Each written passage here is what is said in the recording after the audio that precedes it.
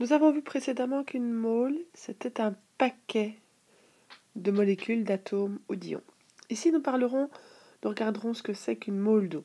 On va regarder et on voudrait savoir comment ça se fait qu'une mole d'eau, c'est égal à 18 millilitres. Pour rappel, 1 litre d'eau est égal à 1 kg, donc 1000 grammes. Je vais retourner dans mon tableau périodique. Une mole d'eau, c'est 2 atomes d'hydrogène et 1 atome d'oxygène. Si je regarde dans mon tableau périodique, je m'aperçois que la masse AR de l'hydrogène, H, est égale à 1. La masse de l'oxygène, O, est égale à 16. Je fais donc la masse moléculaire. J'ai 2 fois 1 plus 16, ce qui correspond à 18.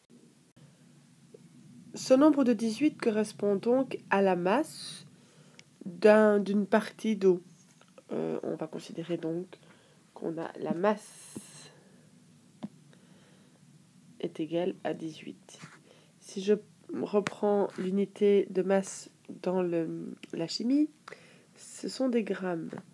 Bizarrement, 18 grammes correspondra à combien de millilitres? Eh bien, 18 grammes, ça correspond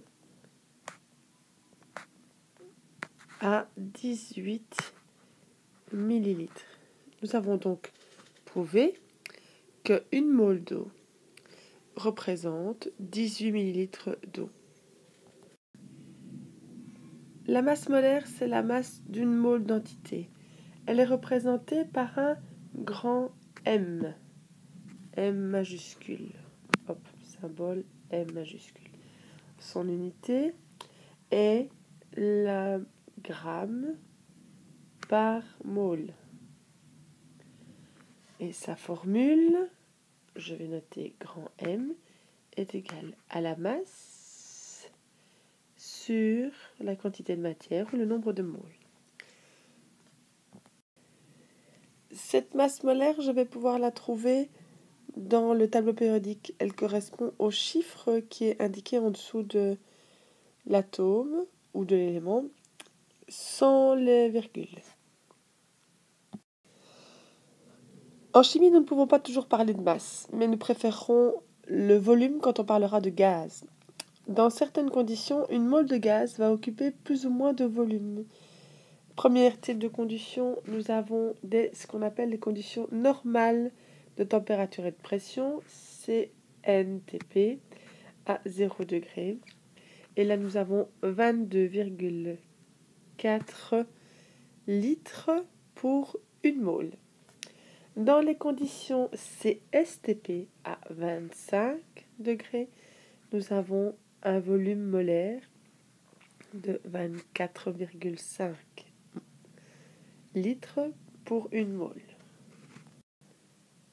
Le volume molaire est donc le volume occupé par une mole de n'importe quel gaz pris dans des conditions définies.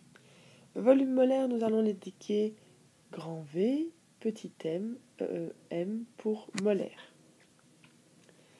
L'unité est donc les litres par mole. Et la formule sera donc le volume molaire qui sera égal au volume divisé par le nombre de moles.